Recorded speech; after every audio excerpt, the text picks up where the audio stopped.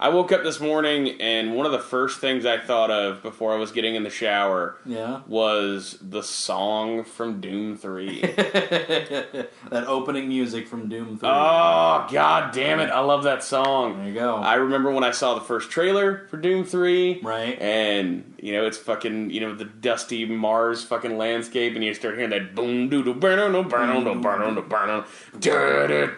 Like, yeah! We need to totally put that music at the beginning of this podcast.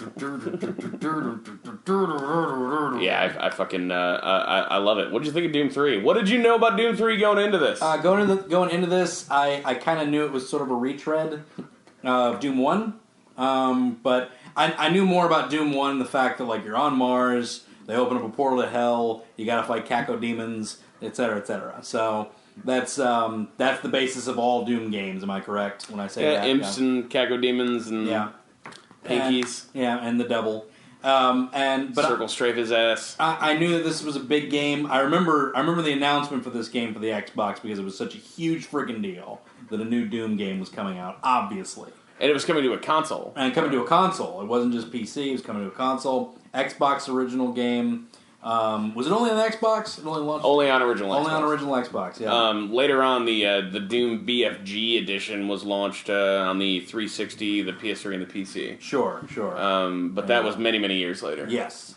Almost like a 10-year anniversary. I think it was like 2012. Yeah, I remember. And the game originally came out in 2004. Mm-hmm. Yes. I remember this game being well known for how terrifying it was. Scary shit. Scary game. The lighting is it's a very dark game, specifically and deliberately.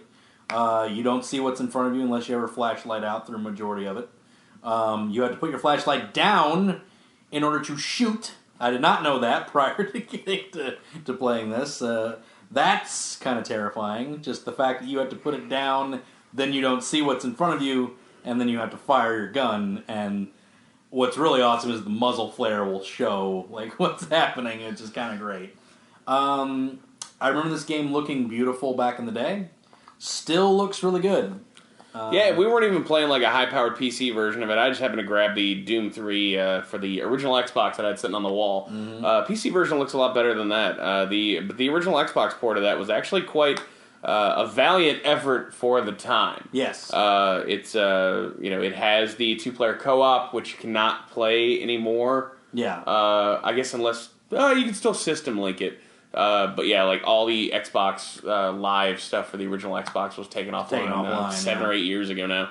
Sure. Kind of sad. But yeah, the co-op stuff was good. Do you want me to do my thing?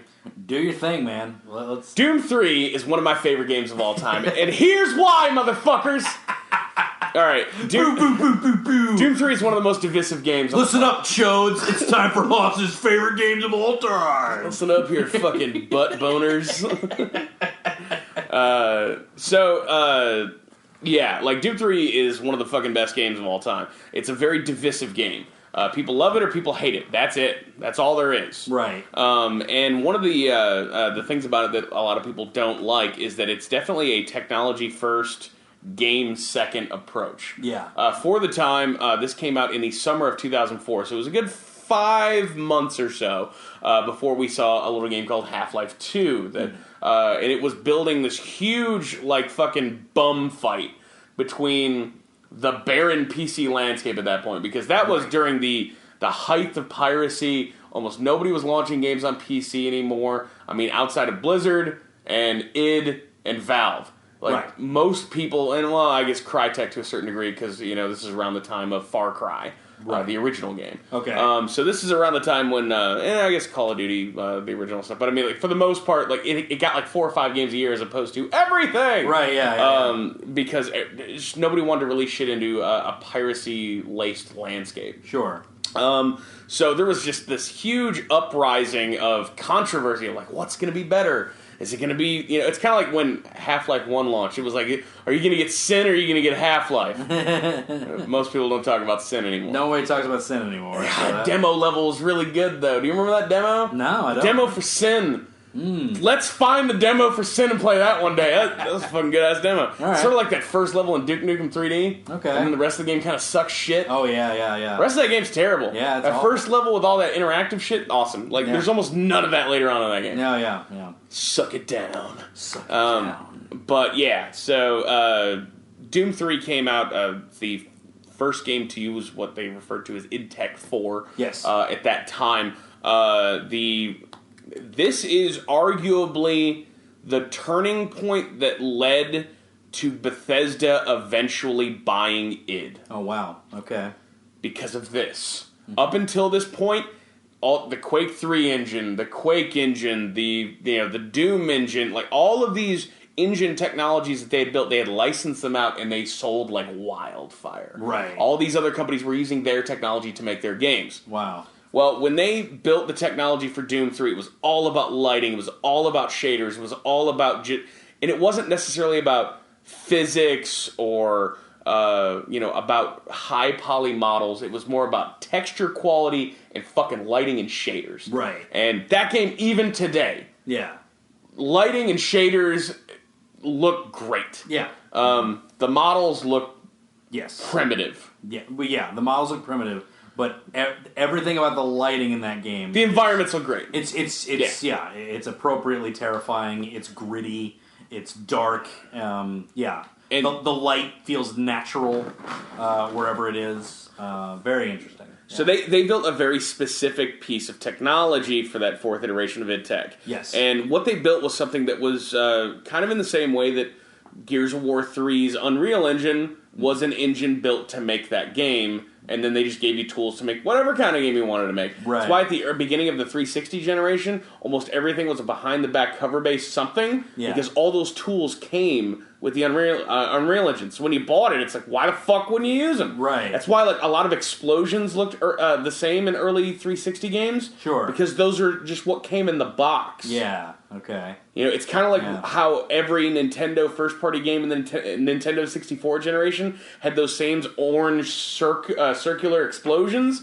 because somebody built that for Star Fox and it fit in everything. It's very true. Yeah. That's just a set of tools. Yeah. Well, they made a very specific set of tools with this. Yeah. And the problem was nobody else had the money to devote resources to make games like that. Right. So everybody basically, for the most part, jumped ship from id Tech licensing to a little engine called the Unreal Engine 2. Oh, yeah. Which is where most of the stuff of that, original Xbox generation, that era, like a lot of the best-looking third-party stuff was built on Unreal Engine 2. Yeah. Splinter Cell. Yeah. That's Unreal Engine 2. Mm-hmm. And that's why those games look so good. All those Ghost Recon games, all those Rainbow Six games are all built on the Unreal Engine. Yeah. So even before the Unreal Engine 3 hit, which became such a huge success, quietly almost everybody had already been using Unreal Engine. Yeah. So the transition to 3 was much easier for a lot of teams. So id Tech 4, very complicated to program for, very specific. Yeah. And it didn't license out well. There are other games that are built using that set of technologies, but there's not many. Like you got Quake 4 that was made by Raven. That is to the best of my knowledge, the only mainline Quake game not developed by id. Okay. Not a very good game. Yeah. Uses the technology really well, though. It's especially if you're running that on a high-powered PC, well, moderately powered PC. That game looks fantastic. Yeah. But it wasn't a Quake game. Yeah. It didn't feel right. Yeah. There's just a lot of that weird quote-unquote feel. Yeah. That's way off about that game. There's something, because Doom is built as a very slow game. Yeah. Mm-hmm. That is a game engine that's optimized to run at 30 frames. Right. That is a game engine that's optimized to run at very high spec at low frames with low response time. It's designed for atmosphere. Right. And that game engine today still looks very good, and it's very complicated to program for. The lighting model that he built in there, it's all reactive lighting that he built, John Carmack, as in the pronoun there, that he built himself. Okay. John Carmack, who's now gone over to Oculus. Okay, yeah.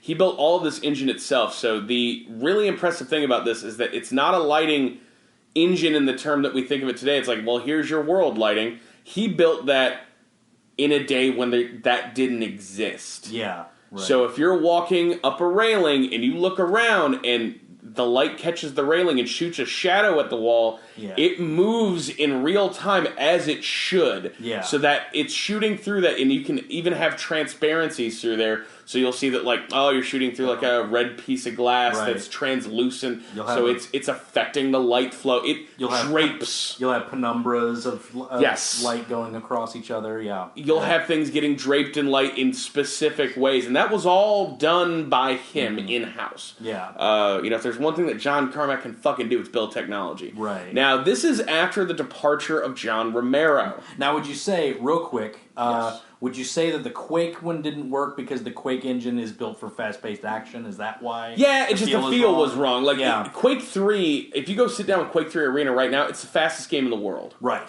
Yeah. If you haven't played a game like that in a really long time, you sit down and you're like, I don't know what's going on! I'm moving so fast! Jump pads! I'm jumping so much faster! Yeah. Alright, that makes sense. Yeah, that's why it doesn't have the feel then. Yeah. And this is, around this time, I don't know if Level Lord had left yet, but a lot of their world designers had started to, of that original Doom Wolfenstein team had started to depart. This is obviously after the departure of John Romero. Yes. Now, I will say one thing about John Romero. He's the only person that could ever write a meaningful story in that universe, even with as light as the story elements are in something like Wolfenstein 3D or Doom.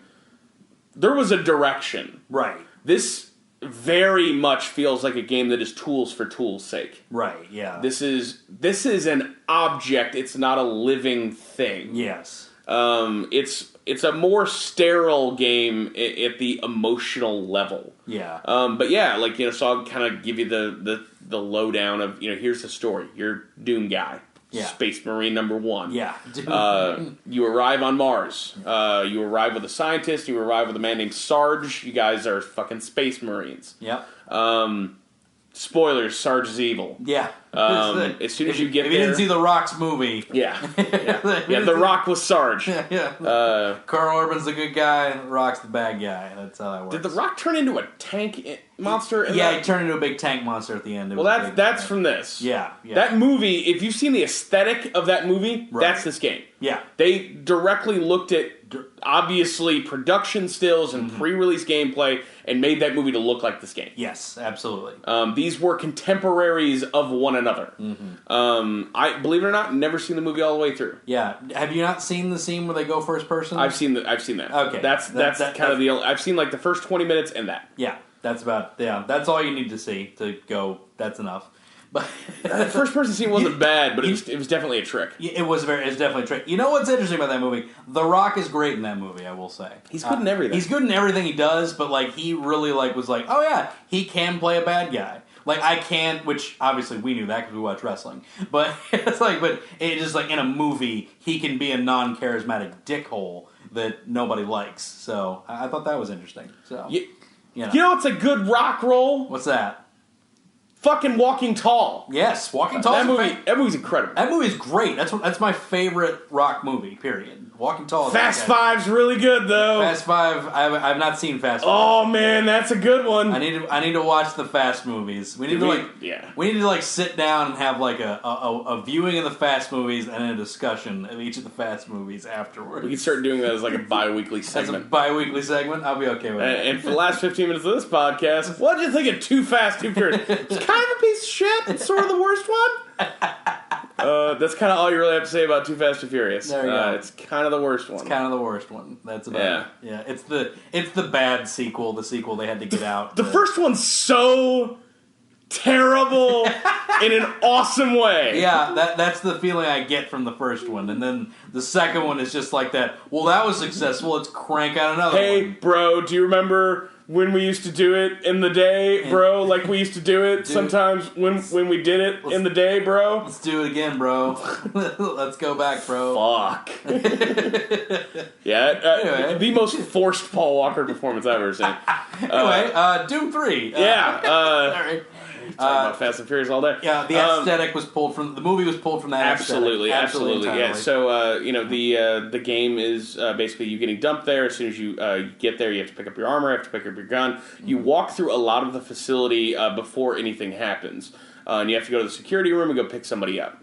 Yeah. Get to that room, and the lights go out, and a demon comes through, turns him into a zombie. Imps start showing up. Hell starts basically spilling into this facility. Yes. The kind premise, of terrifyingly too. Yeah. The lack of graphics kind of make it a little bit more terrifying for me. I don't know. It's weird. That floating skull was just awkward enough for me to be like, that's. Ugh. It's very bizarre. There's really good scenes where you'll be like, climbing stairs and an imp will shoot out of the stairs and bust one open and claw at you and shit. It's the game actually invented something that has become sort of a joke, but it used what they called monster closets.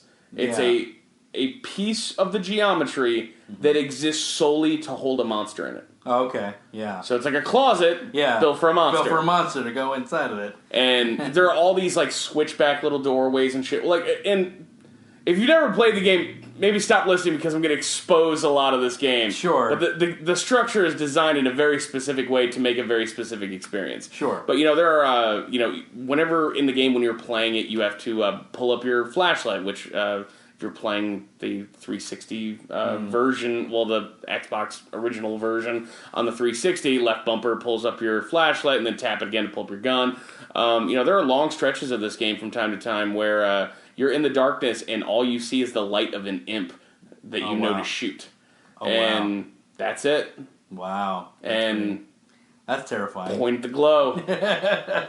Point at the glowy parts. That's it. This game, you explore an entire sprawling facility. Yeah. The only drawbacks that I can really get, especially on the original Xbox version, is that the load times are a little brutal. It was definitely pushing that original Xbox hardware as far as it could. Yeah, that's gonna happen. It's like, what are you gonna do? The PC version now, the PC version when it came out suffered from really long load times. Most PC games in those days suffered from really long load times, but now the systems are so powerful that the game will load basically instantly. Yeah. But yeah, like I love Doom 3. It's something where as hell continues to spill into this facility from all these artifacts they had found from tunneling through and unearthing these objects from under the Mars surface.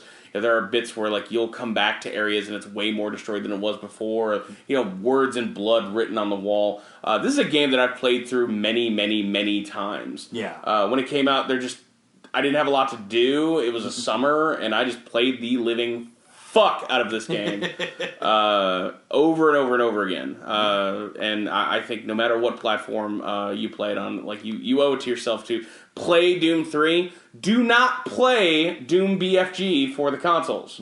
It's a bad port. Interesting. The lighting isn't even right. Oh, wow. That's kind of the whole crux. Because you can't port it because it was built by fucking John Carmack. It wasn't built by him. So it just doesn't work right. So a lot of the the light draping doesn't work. Doesn't work at all. Yeah. So that just kills the whole experience then. Exactly. But the port for the 360 version was done by Vicarious Visions. Yeah.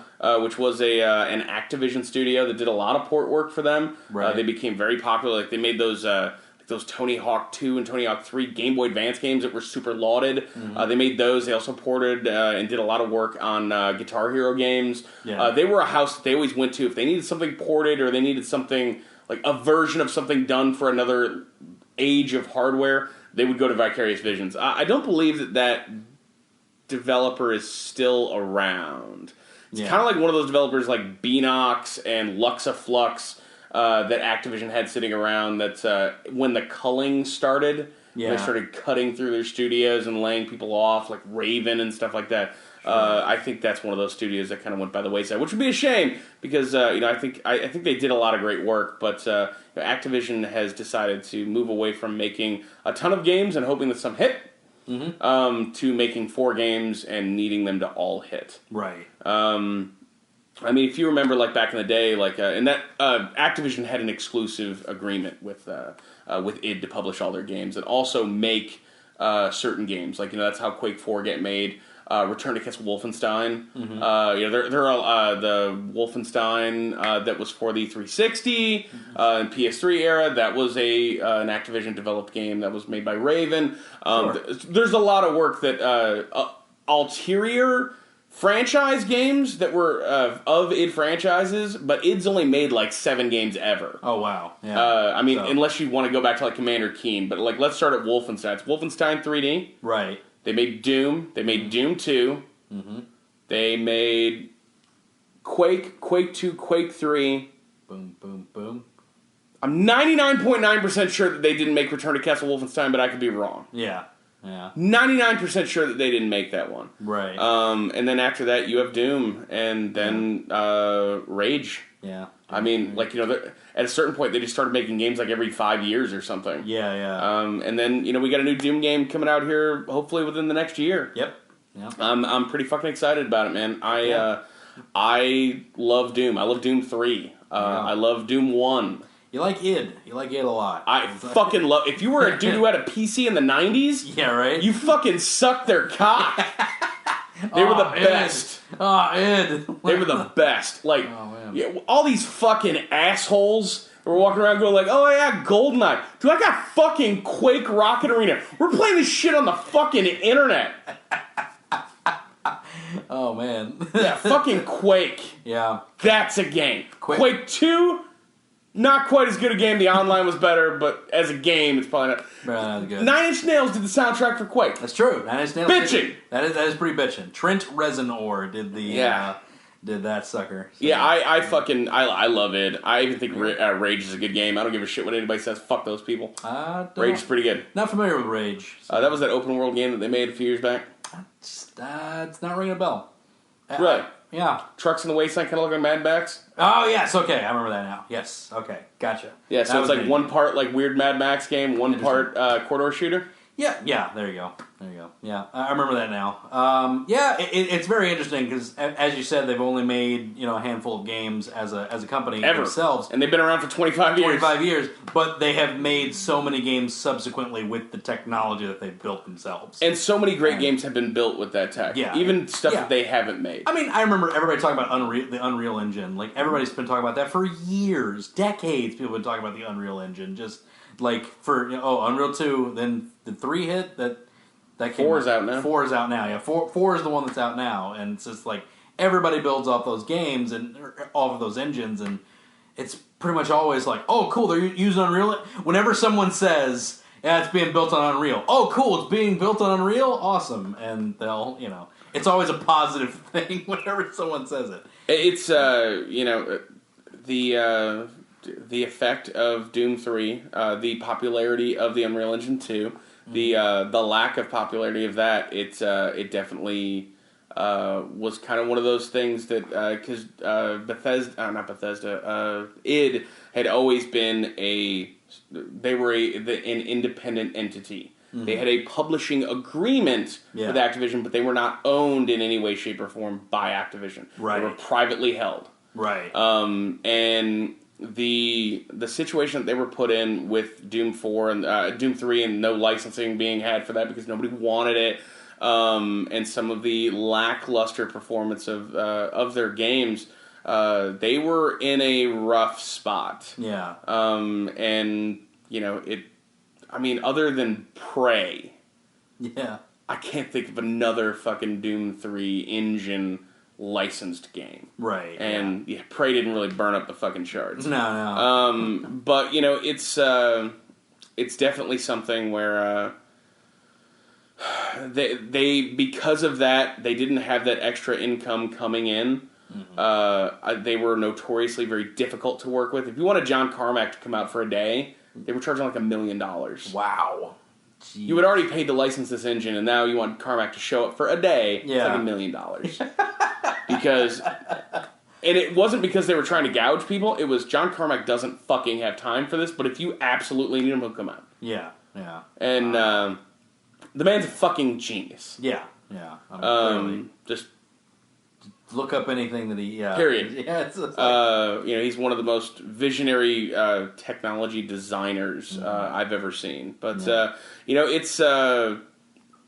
it's something where Doom 3 is kind of a victim of the fact that without Romero there, with Carmack being the one and only true lead on that project, a lot of the things that people don't like about that game are things that I can look at and say, I understand your concerns. Yeah. They do not bother me. Right. But, I think a lot of the character designs, the pinkies and stuff, they look weird and, almost kind of steampunky in ways. Right. I just feel like if there were other creative influences there that were more than just technology designers and more game designers, right. I feel like they could have come off better because they had great tools. I just felt like they didn't necessarily have as much creative input as they had in previous games. Right. And kind of one of the biggest issues that you run into with Doom 3, specifically because it's kind of retelling the story of Doom 1 to a good degree, right. is that you can't make too much new stuff because it still has to do what it did before. Yes. So you become beholden. Yes. It's kind of why I really like the way that